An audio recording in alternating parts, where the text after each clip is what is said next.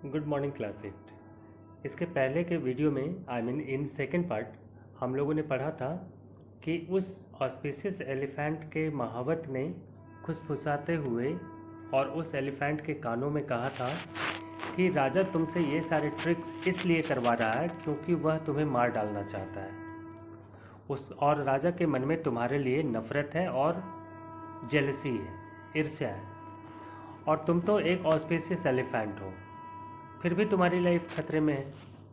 तो ऐसा करते हैं, चलो हम लोग उड़ते हुए वाराणसी चलते हैं। और वाराणसी के राजा के बारे में सुना जाता है कि वो बहुत ही लर्नेड और नोबल मैन है। तो हम लोग दोनों वहाँ पहुँच के सेफ रहेंगे और हम लोग उसी राजा का सेवा करेंगे। लर्नेड मीन्स विद्वान, और नोबल का मतलब ऐसा जो काफ़ी काइंड हार्टेड हो और सब लोगों पे दया दिखाता हो, अच्छे स्वभाव का हो। इसके आगे हम लोग इस वाले वीडियो में कंटिन्यू करेंगे। I think you are right. मुझे लगता है कि आप बिल्कुल सही कह रहे हैं। Let me put you on my back. इसलिए अब मैं आपको अपनी पीठ पे बिठा लेता हूँ। The elephant picked up the mahout with its trunk and put him safely on its back. और इसके बाद एलिफेंट ने महावत को अपनी पीठ पे बिठा लिया और उसके बाद उड़ने के लिए तैयार हो गया।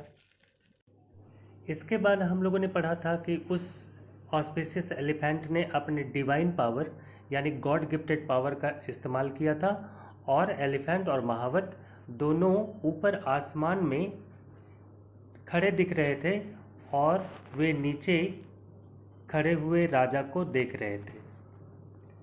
एलिफेंट और महावत को आसमान में उड़ते हुए देख करके अब राजा को अपना गलती का एहसास हुआ। The king realised his mistake. राजा को अपनी गलती का एहसास हुआ। He apologised to the elephant. उसने उस एलिफेंट से माफ़ी मांगी and requested it to come down. और उससे रिक्वेस्ट किया बार बार कि कृपया आप नीचे आ जाओ, but it was too late. लेकिन अब तक बात हाथ से निकल चुकी थी। उस एलिफेंट ने कहा, you are not worthy to possess such an auspicious elephant. The mahout's parting words reached the king's ear. ऊपर हाथी के ऊपर बैठे हुए महावत ने वहाँ से कहा राजा को डांटते हुए कि you are not worthy to possess such an auspicious elephant. इतना बढ़िया एलिफेंट रखने के लायक आप हो ही नहीं।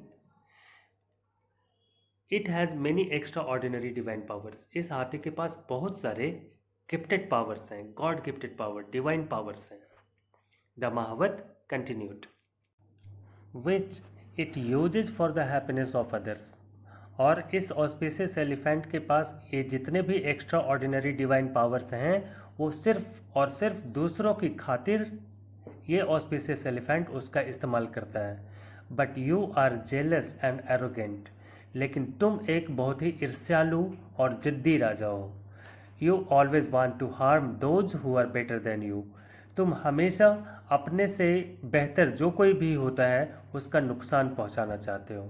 व्हाट अ पिटी, कितने अफसोस की बात है। You could not appreciate such a wonderful elephant that was so loyal to you.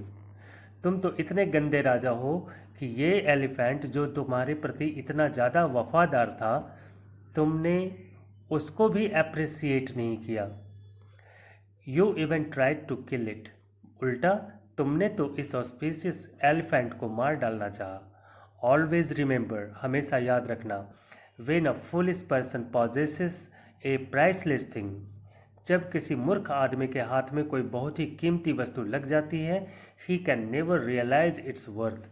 तो उसे उस कीमती वस्तु के मूल्य का अंदाज़ा नहीं होता। And the same thing happen to you as well. और बिल्कुल यही तुम्हारे साथ भी हुआ है। And then they flew away leaving the king and his ministers speechless. और उसके बाद वे दोनों, दैट मीन्स महावत और एलिफेंट, राजा और उसके मिनिस्टर्स को स्पीचलेस छोड़कर वहाँ से उड़कर चल दिए। शुन दे रिच्ड वाराणसी। और उसके बाद वे लोग जल्दी ही बनारस पहुँच गए। आफ्टर रीचिंग देयर, वहाँ पहुँचने के बाद, the elephant stood still in the sky above the palace garden. वहाँ पहुँचने के बाद एलिफेंट वाराणसी के राजा के गार्डन के ऊपर स्काई में एक ही जगह पर खड़ा हो गया। Hey look, there is an elephant in the sky, cried a child. वहाँ गार्डन में खेलते हुए एक बच्चे ने उसे देखकर चिल्लाते हुए कहा, हे लुक, देखो देखो, ऊपर आसमान में एक एलिफेंट है। The word spread like wild fire. और उस चाइल्ड की ये बात देखते देखते जंगल में आग की तरह फैल गई। दैट मीन्स बहुत तेजी से हर जगह फैल गई। And everybody came out on the streets. और हर कोई निकल निकल के बाहर गलियों में जमा होने लगा। To have a look at such a wonderful sight. सब लोग देख रहे थे उस वंडरफुल साइट को। In the open sky there stood one elephant. इस वंडरफुल साइट को सब लोग देख रहे थे और एक्साइटेड हो रहे थे। As soon as the news reached the king. जैसे ही ये खबर राजा के पास पहुंची, ही टू रश्ड आउट। वह भी जल्दी से बाहर निकल आया। He realised that it was not an ordinary elephant. उस राजा को ये बात समझ में आ चुकी थी कि ये एलिफेंट ऑर्डिनरी एलिफेंट नहीं था। It's natural also. कोई भी ऑर्डिनरी एलिफेंट स्काई में कैसे उड़ सकता है। ही फोल्डेड हिज हैंड्स। राजा ने अपने दोनों हाथ उस एलिफेंट के सामने जोड़ते हुए कहा, and address the elephant with great respect.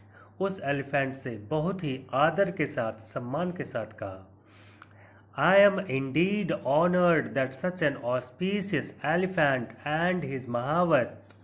और हाथ को जोड़ करके उसने एक विनम्र शब्दों में कहा कि मैं सचमुच बड़ा भाग्यशाली हूँ कि ऐसा ऑस्पिशियस एलिफेंट अपने महावत के साथ have come to my kingdom, मेरे किंगडम में आए हैं।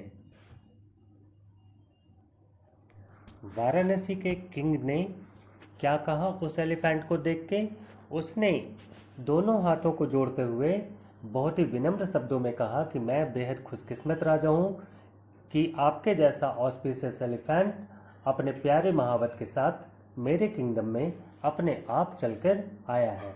If the purpose of your arrival is to help with looking after my subjects well. और अगर आप लोगों के आने का कारण ये है कि आप हमारे किंगडम और हमारे प्रजा की भलाई करना चाहते हैं, then please come down here in my garden. तो आप लोग कृपया यहीं मेरे गार्डन में नीचे उतर आए। The elephant landed in the Kings garden. और उसके बाद वो एलिफेंट स्काई से नीचे राजा के गार्डन में उतर आया। The king at once recognised its divine quality. राजा ने तुरंत ही पहचान लिया था उस एलिफेंट के डिवाइन यानी ईश्वरीय गुणों को। And the people greeted it with Joy. और वहाँ जितने भी लोग थे वो बहुत ही खुशी के साथ उस एलिफेंट को ग्रीट कर रहे थे। The elephant was Bodhisattva. और वो एलिफेंट और कोई नहीं थे, वो खुद गॉड बोधिसत्व थे। Since the king had taken good care of it. और उस राजा ने उस ऑस्पिशियस एलिफेंट का बहुत ही ख्याल रखा था। Good Fortune flowed in the Kings life. इसलिए खुशकिस्मती की उस राजा के जीवन में बरसात होने लगी। His kingdom expanded. उसके किंगडम का प्रसार होने लगा। प्रसार का मतलब वो हर तरफ फैलने लगा, बढ़ने लगा। And his riches also multiplied. और राजा की धन दौलत शोहरत भी बहुत तेजी के साथ बढ़ने लगा। He devoted his life to the happiness of his subjects. और उस राजा ने अपनी पूरी जिंदगी अपने प्रजा के हैप्पीनेस में लगा दिया।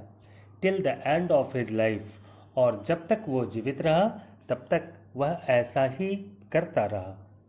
So this chapter is over. Have a nice day.